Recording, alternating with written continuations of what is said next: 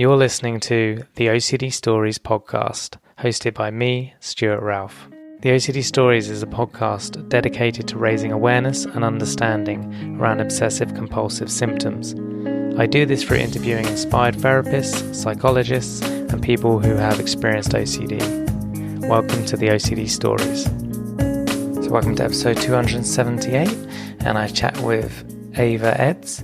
Eeva is a licensed professional counsellor, and in it we specifically talk about loved ones of those with OCD.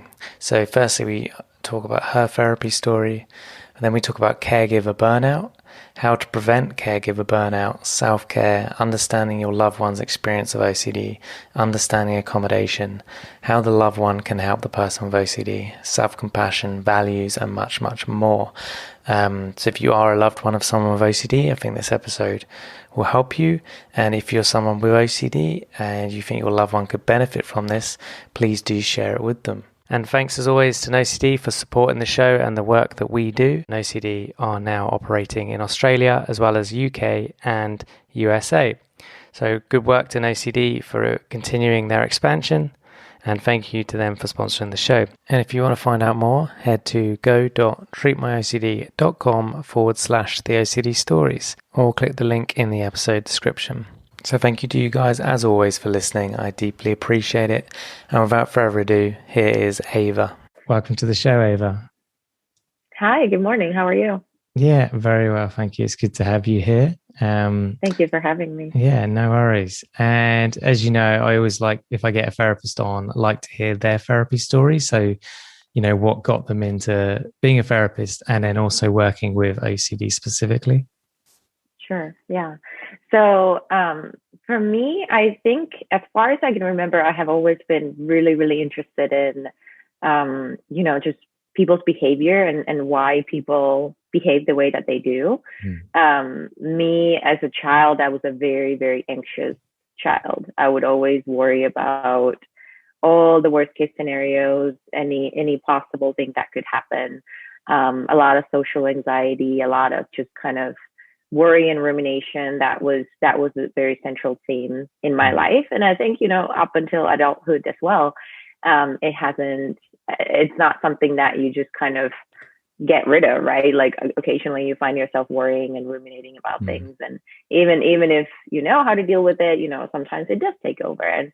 And so for me, I think that has always been something that I have really been interested in. And I was fortunate enough, I got a job while I was still in grad school here at University of Houston, Clear Lake. I got a job at the Houston OCD program, which of course now is known as the McLean OCD Institute here in Houston. And so while I was there, I really, got a first-hand look at OCD and anxiety and anxiety disorders, phobias, BFRBs, all these, disorders that I didn't really know that much about at that point. But being able to work there really gave me a lot of valuable insights. And I think, while I was there, I really saw the struggle that a lot of our clients were in, but then also I was so inspired by them because, ERP is hard work, it's difficult. And to be able to be there for somebody who is going through that journey and working on their own exposures, it has always been just really, really inspiring to me. So my years working there just gave me a really good foundation and working with OCD and anxiety. And I knew that was the population that I wanted to work with. And that's what I've continued to do. And so up until today, now that I work in private practice, it is my favorite population to work with. I just identify with my clients so well. I'm inspired by them. I know how difficult it is. And yeah, so that has been kind of my history professionally, and I'm happy to be part of this community. And I think there has been such a great movement these last few years, just in terms of raising awareness and getting the information out there about what OCD actually is, not just the idea that you have from media, all the TV shows and all these things. So yeah, I'm happy to be part of that. And do podcasts like this and talk more about OCD. So thanks for having me. No, my pleasure. Thanks for the explanation. What was I going to say? Yeah. So how's a question that came up for me? So when you first went to the Houston OCD clinic, or McLean now, let's say in the first sort of 6 months of working there and treating people with OCD versus say now when you work with someone with OCD, how have you grown or developed, or what do you do differently? Yeah. Mm-hmm. I think that, when I first started working there, kind of the prevalent understanding of ERP and how it works was the habituation model, right? So you do exposures until your anxiety decreases and you no longer feel triggered by that situation or whatever you're working on. And I think, throughout the years, I have really changed my approach in it and really kind of leaned towards the inhibitory learning model and really, understanding that, the habituation is not really the main focus. It's not necessarily important. We know that it doesn't happen to a lot of people. A lot of people don't habituate, but they still have really good treatment outcomes. And I think that when you go into exposures with the idea that I am doing this so my anxiety will decrease, a lot of people will come out from that experience feeling disappointed because they may not see their anxiety actually decrease. So I think one big shift for me has really been, working with your values and really understanding that, the anxiety might be there, but it doesn't have to keep you from doing the things that you love to do, the things that you want to do, the things that are important to you. And so anxiety can come along for the ride, but it doesn't have to dictate what you do in your behavior. So I think that really has been a huge shift for me since I started working with OCD up until today. Yeah, nice. And it's a shift from OCD. The way I look at OCD, at least in the habituation model, is it's something that's anxiety. It's something that's bad, and now it can still be there. It's just a human experience. Exactly. Yeah. Anxiety itself is not a bad thing. If you think about anxiety, it is a very functional emotion. Like if we think about ourselves back in the day when we were living in caves, it was good to be anxious because that means there's probably something you should be afraid of, like a snake or a tiger or something. And so anxiety itself is not a bad thing. It's just an emotion, just like any other emotion. So we just need to kind of change our understanding of anxiety and being able to kind of just have it, not view it as something that's necessarily inherently bad. Absolutely. So today we're going to talk about loved ones of people with OCD, specifically focus on them. So the term loved one, when we're talking today, who are we referring to? So loved one is anybody who is, I would say, kind of in the close circle of an OCD sufferer. So this could be a parent, it could be a spouse, it could be, a friend, a child, whoever kind of lives along a person that has OCD and helps them in their journey and kind of in the day-to-day struggles that somebody with OCD might experience. Yeah. Okay, great. And what are some of I'm going to start very, very broad. In your practice and over the years of working with people with OCD of different age groups, what are some of the key issues that come up between the loved one and the person with OCD? Mm-hmm. Yeah, I think this is a really important topic to talk about because I think the loved ones really kind of, we forget about them sometimes. And I think, a lot of therapists will bring the loved ones in, like the family members in the first few sessions, just to explain what OCD is, help explain what ERP is, how can the loved ones, reduce their own accommodation, not give reassurance, things like this. I think that discussion is really, really important to have. But then often that's it. We kind of, we focus on the OCD sufferer, of course. I mean, that's our main client that we're working with. But I think that it's important to also remember that OCD is not just an individual disorder. It does affect the whole family and the whole family unit. And so a lot of the times I think we forget all the complex emotions that can come along with being a loved one of somebody with OCD. A lot of parents that I work with, they often talk about, feeling guilty, like, is there something that I did or that something that I didn't do to, cause my child to have OCD? A lot of anxiety in themselves, sadness, frustration, those situations in the daily life when your loved one is really, or the OCD sufferer is really, struggling and having a hard time resisting their rituals or asking a lot of reassurance questions and things like that. Those can be really difficult situations. And so I think a lot of loved ones, they experience this whole, mix of emotions, and they may not have anybody to talk to about it. Because of course, you're not going to talk to the person with OCD and say, I feel really frustrated right now, just because then, sounds like you're blaming them. And of course, that's not what you want to do.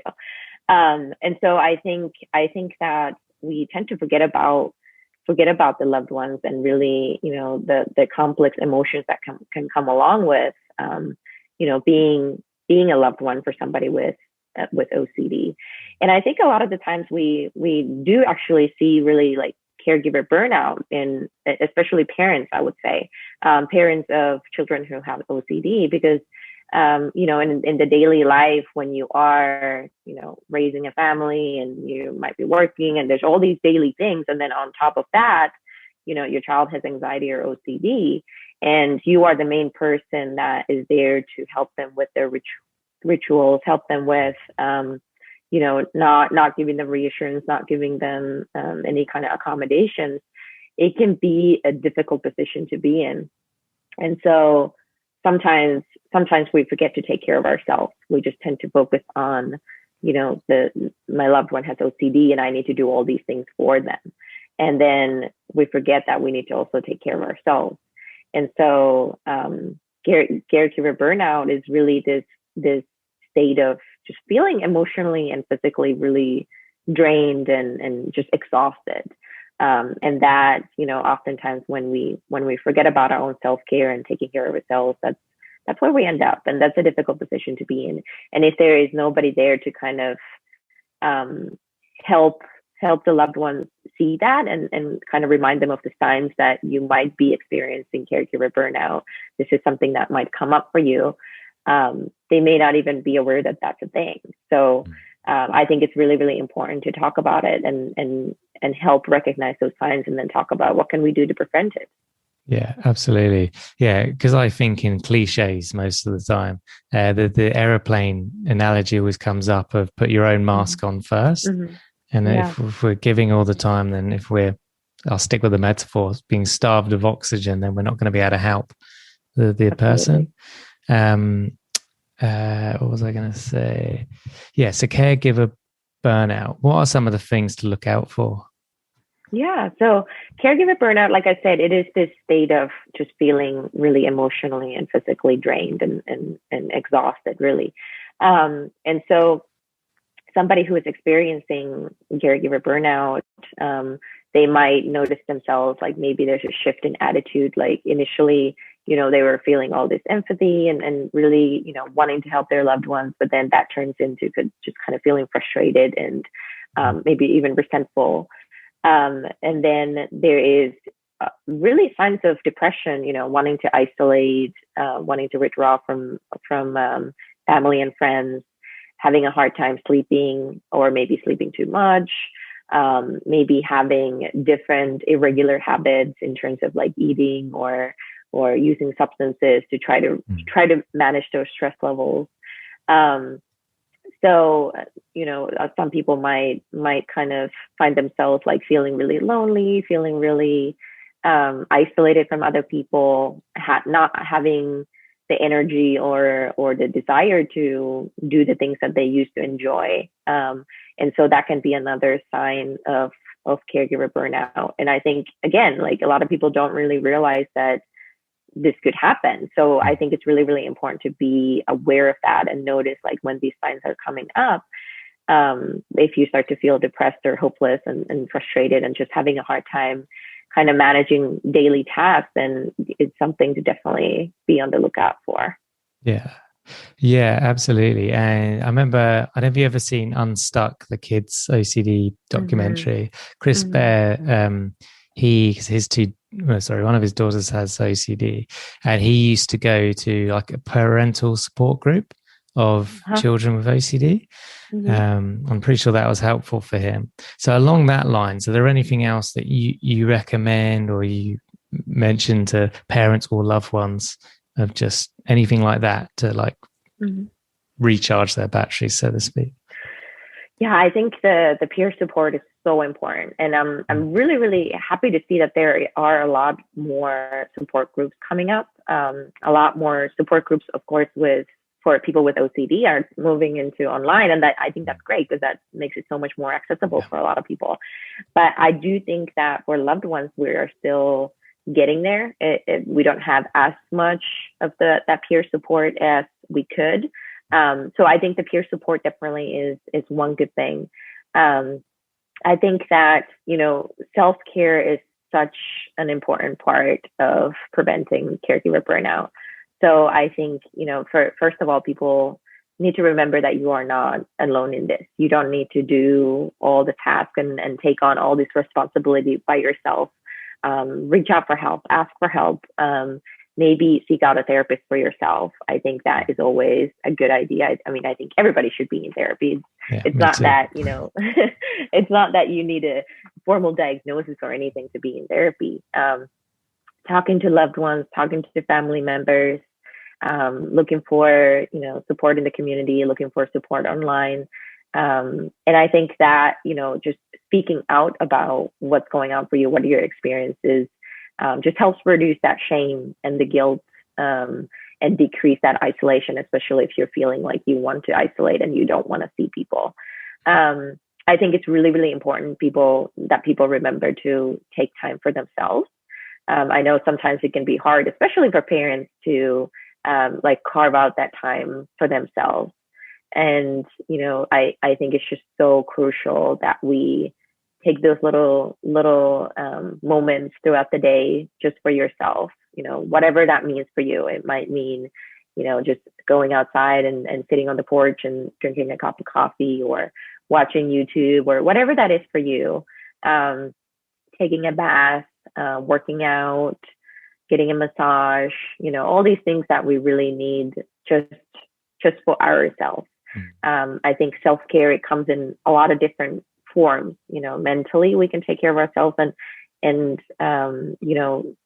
our mental well-being. I think, talking to a therapist, treating ourselves with self-compassion and love, especially when we are feeling like, there's something that I have done wrong, or I'm not doing this right, or all these, the critical voice that often comes up, for all of us.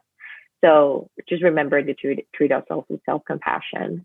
Physically, making sure to exercise, making sure to take care of our body, eating well, avoiding substances, just remembering to nurture your body in ways that goes to long-lasting health and well-being. Emotionally, again, remembering to reach out to others and recognize our own feelings. I think that's another thing that we tend to often just kind of, push ourselves and say, okay, well, I just need to keep going, even if I'm feeling drained or exhausted. We tend to push those feelings aside, but taking the moment to actually recognize like how I'm feeling, being mindful of those emotions, I think just goes a long way. Relationally, reaching out to people, spiritually, connecting with a higher power, if something that you believe in, connecting with your values. Why are you actually doing this? Why is it important? And so I think just remembering those, the self-care part and reminding yourself how important that is just goes a really, really long way.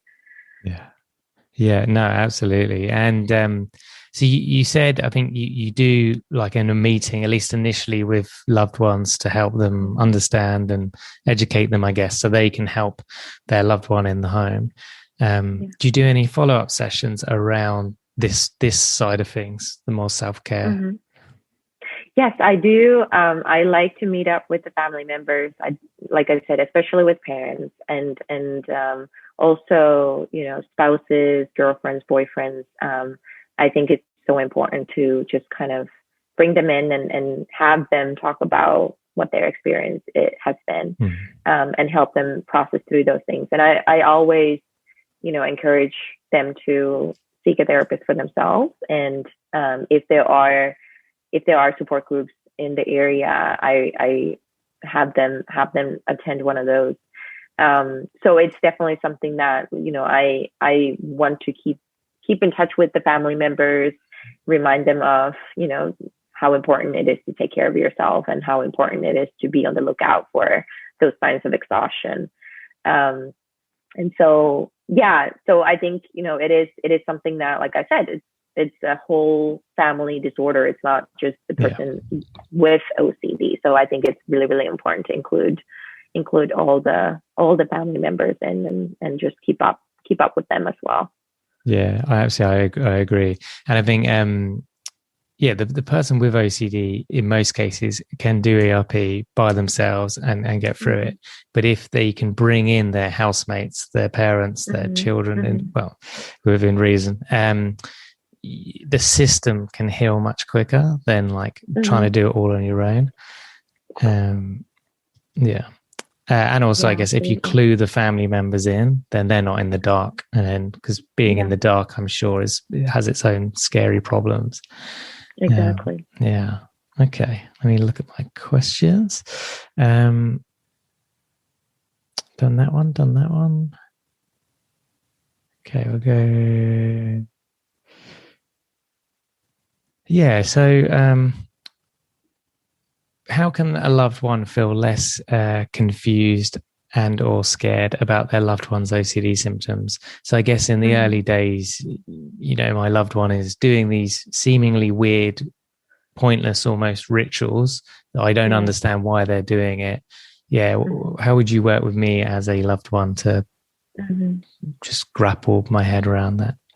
Yeah, it is, it can be really difficult to understand, especially, for a person that, maybe has never experienced OCD. And of course, we know that, OCD kind of runs in families. There's a higher prevalence rate of OCD in family members. So it is likely that, maybe a parent has also had their own experiences with OCD and rituals and compulsions and things like that.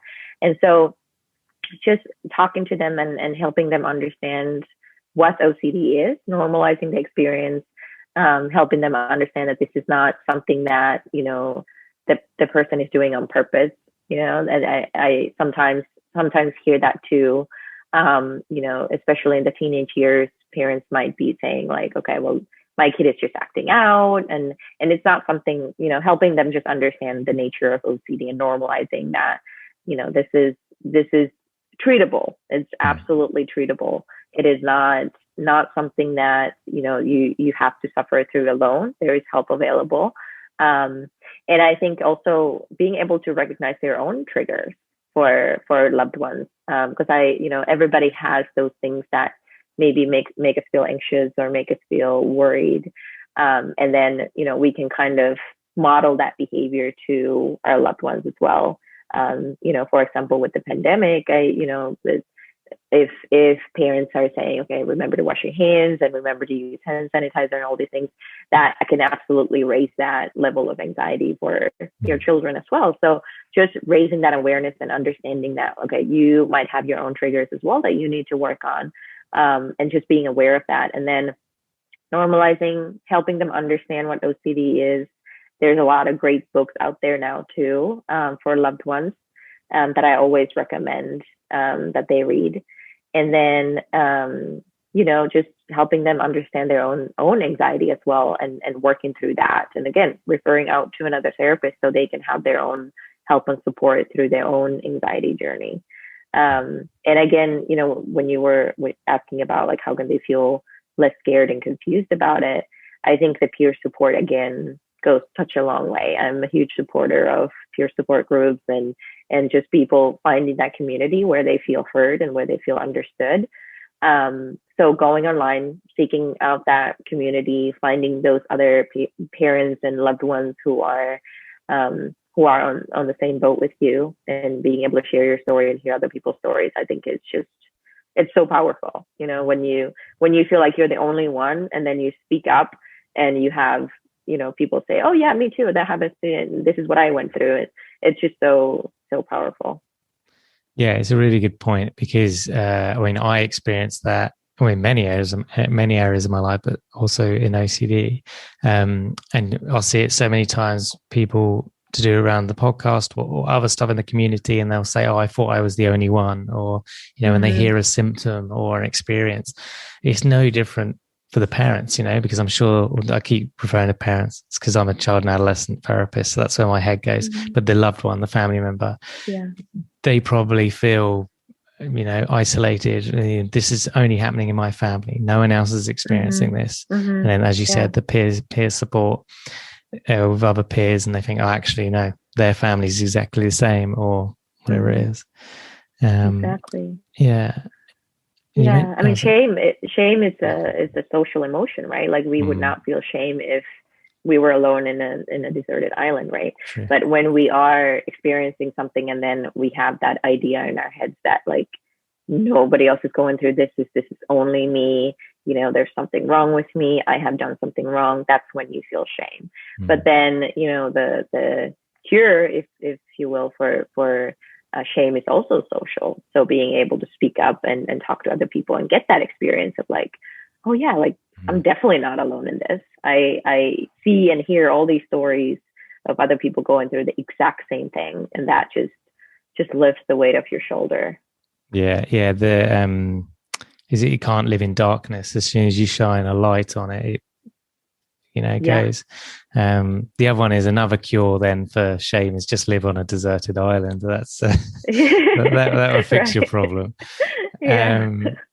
Okay, so you mentioned a couple of books, actually, did you want to sort of name drop them if you have them to mind? Yeah.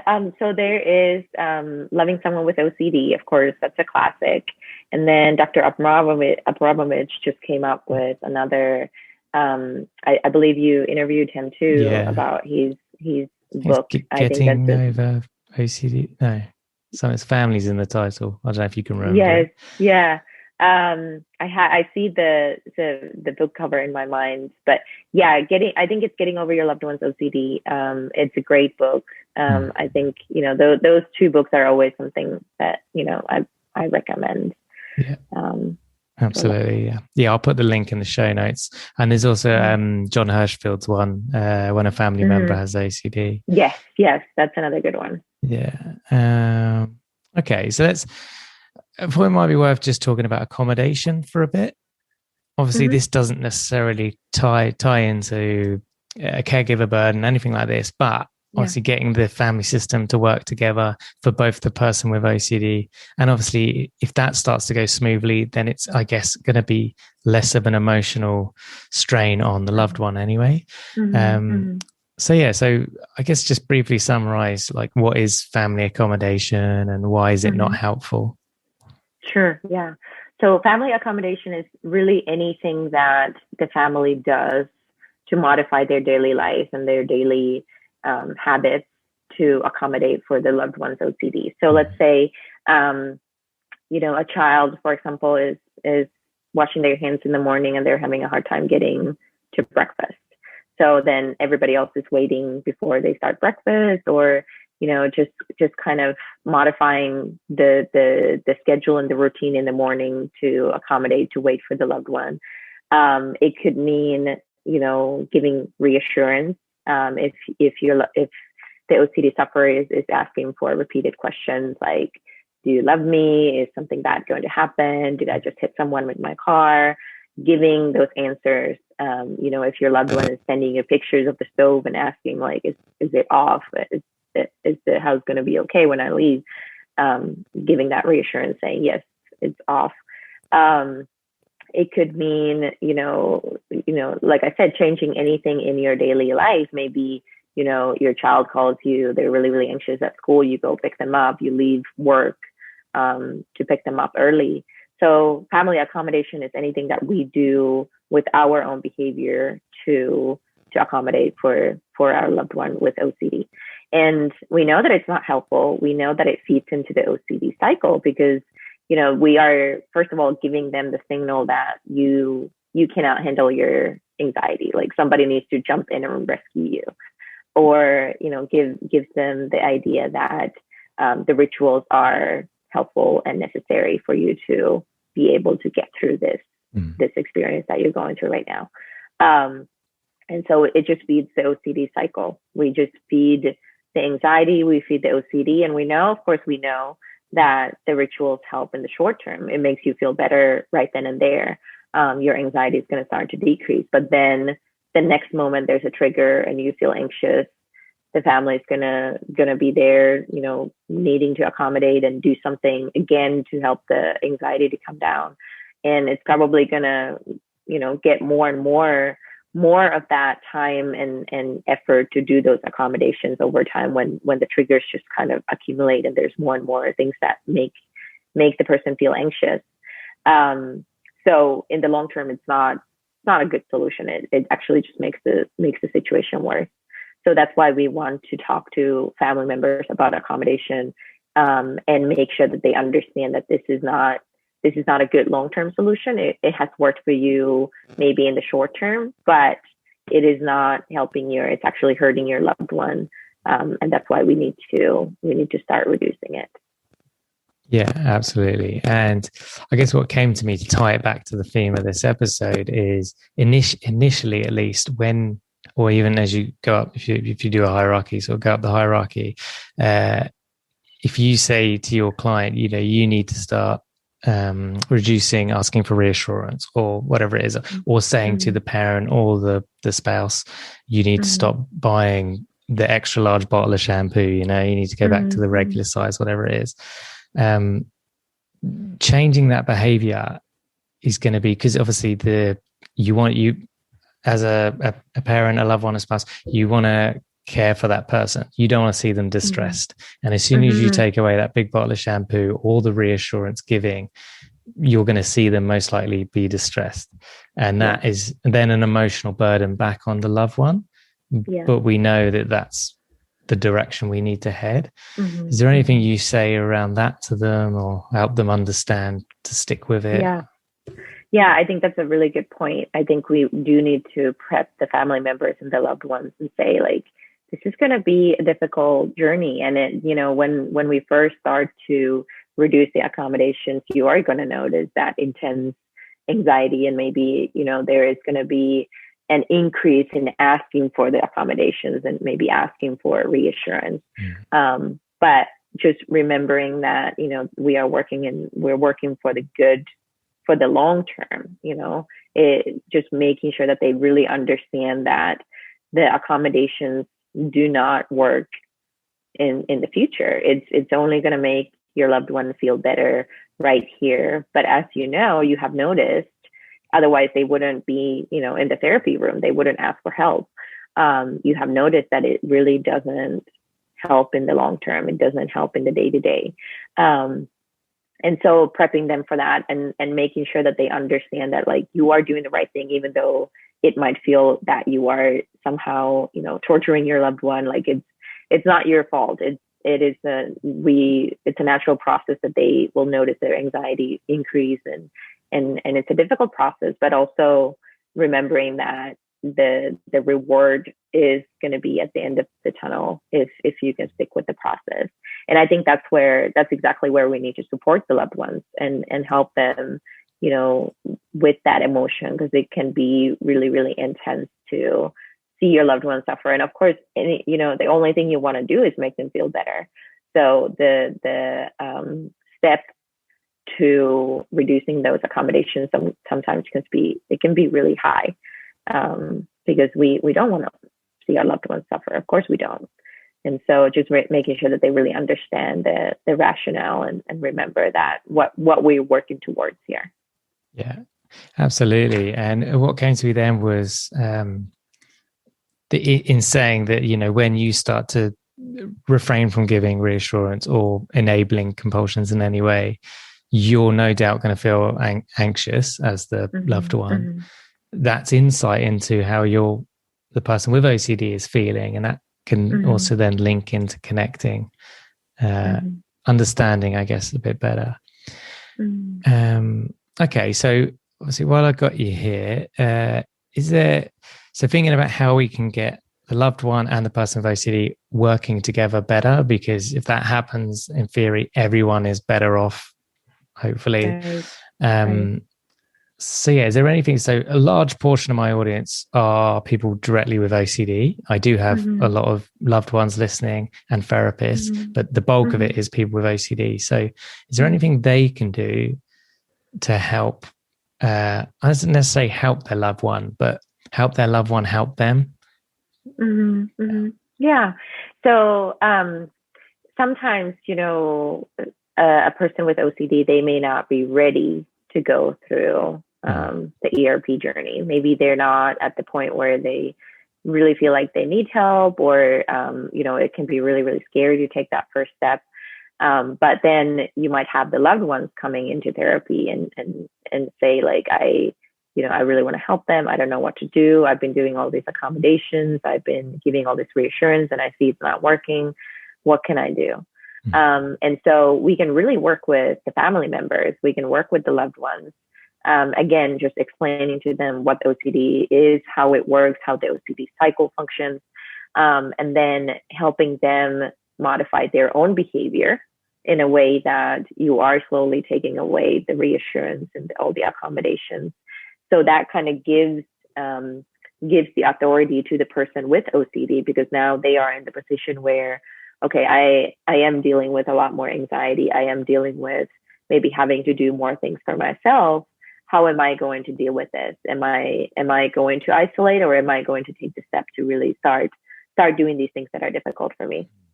And, then the family members can be there to really support them and cheer them on and say, hey, I know this is really difficult for you. I can see you're really triggered. I can see you're really, really anxious right now. And I know you can do it. I know that you are strong and you can handle the anxiety. And I'm here for you.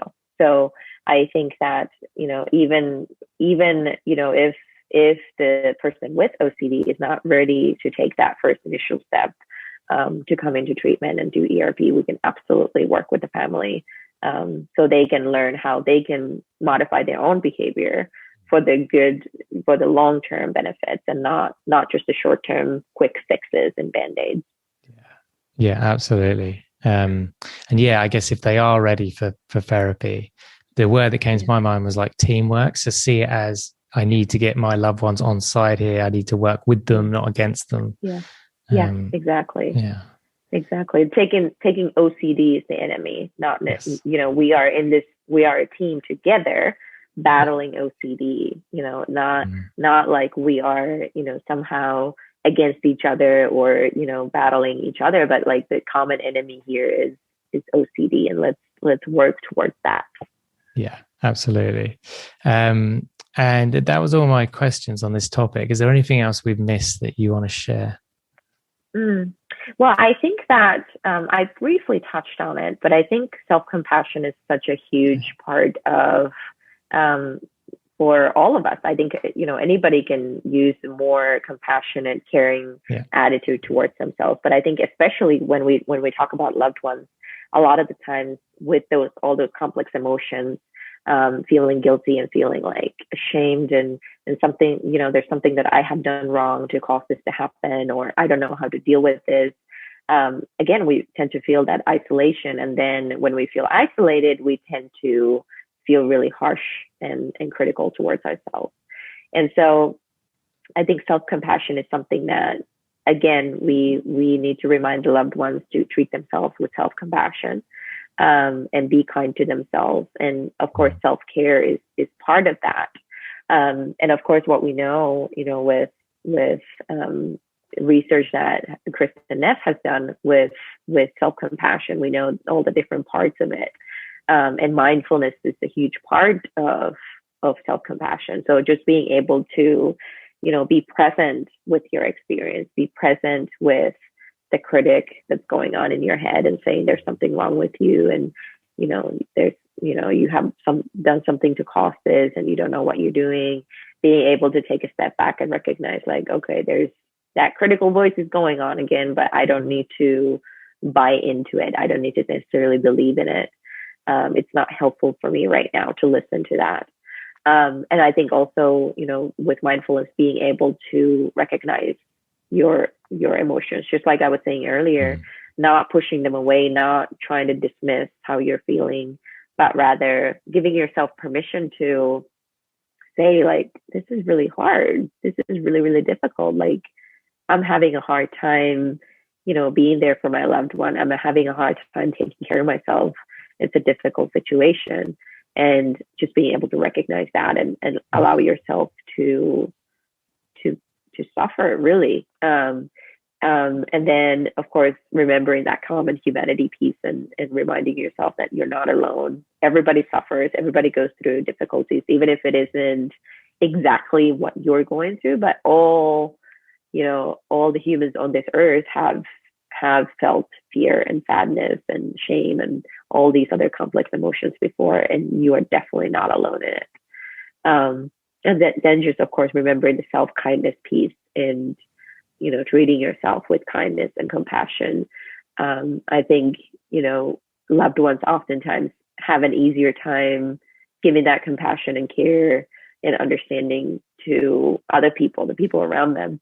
But then for some reason, when it comes to ourselves, we don't apply that same compassion and care. It's as if we don't deserve it, or as if somehow, being hard on ourselves makes us push ourselves harder and makes us feel motivated, but it's actually the opposite. So just remember that like you also are worthy of that compassion and care and love, and treating yourself just like you treat your loved ones and your family members and your best friends.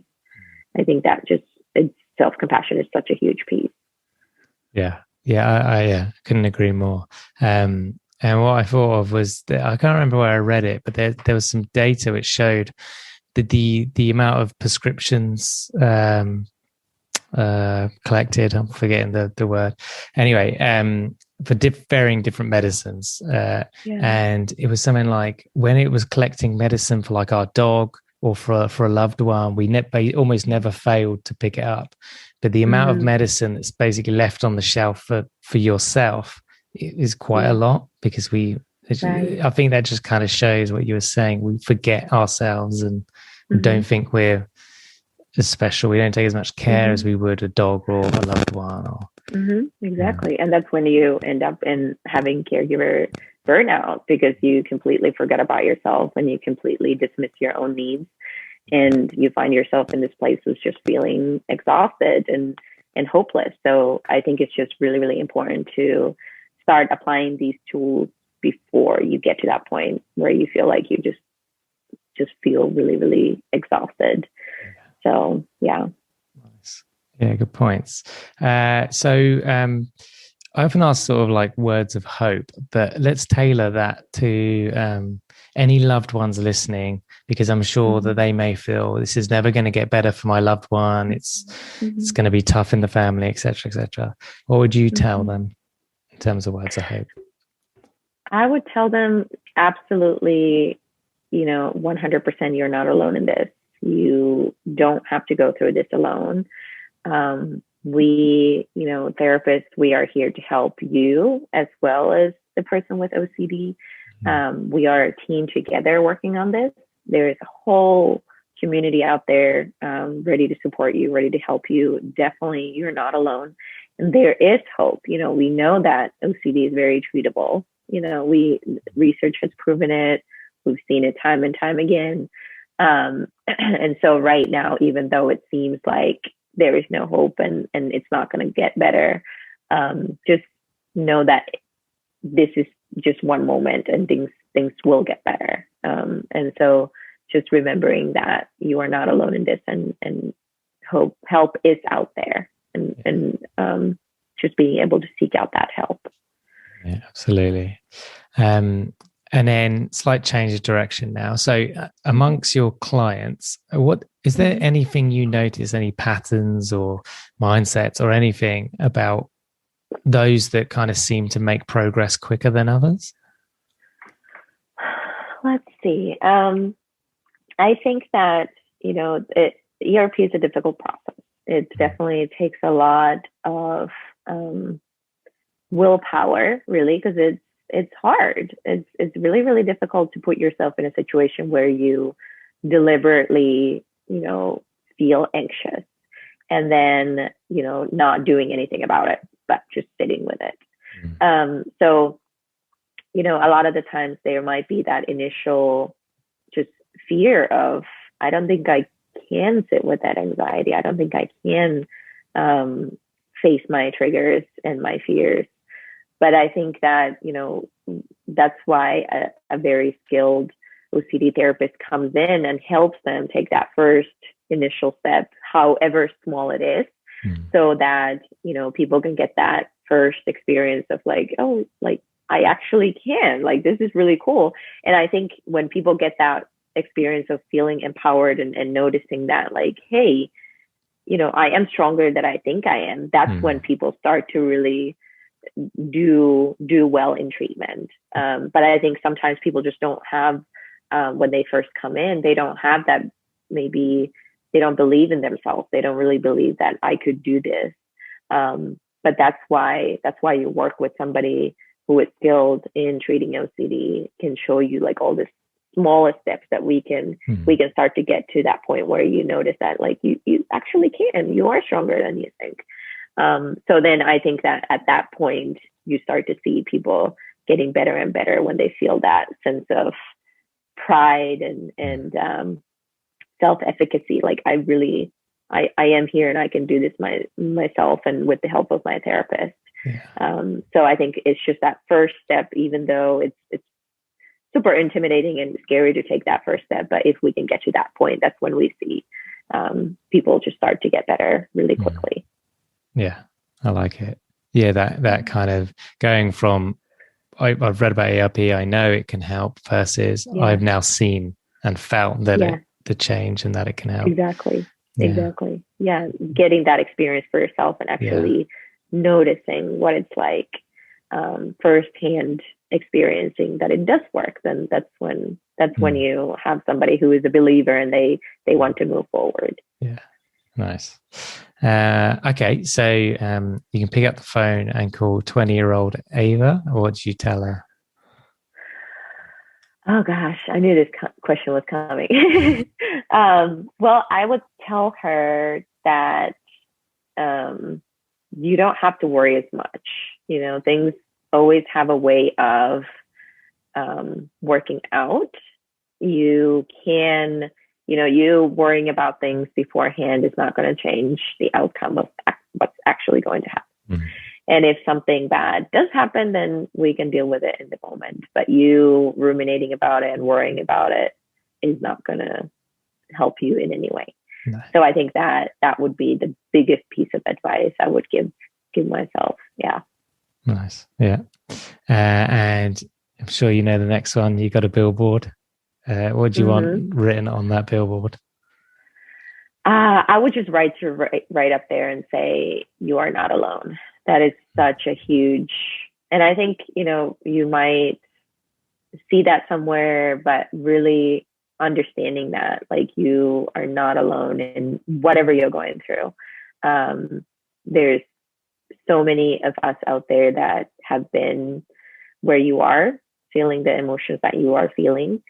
And, we are here for you. We are all on this earth together and this collective humanness that we are all experiencing, and just reminding yourself that you're not alone on this. Yeah, absolutely. And then lastly, anything else you could have shared today, or you wanted to share, I should say? Yeah. Well, one thing that I didn't, when you were asking about kind of how to, I guess when you see the people that get better, I think one thing that people really need to also experience and look within themselves is the values piece. Like, why am I doing this work? If you come into treatment with the purpose of, I don't want to feel anxious, then that's probably not going to take you very far. Because like we talked about earlier, anxiety is part of life. We can't really make that feeling go away. So what do you want to pursue while you are feeling anxious?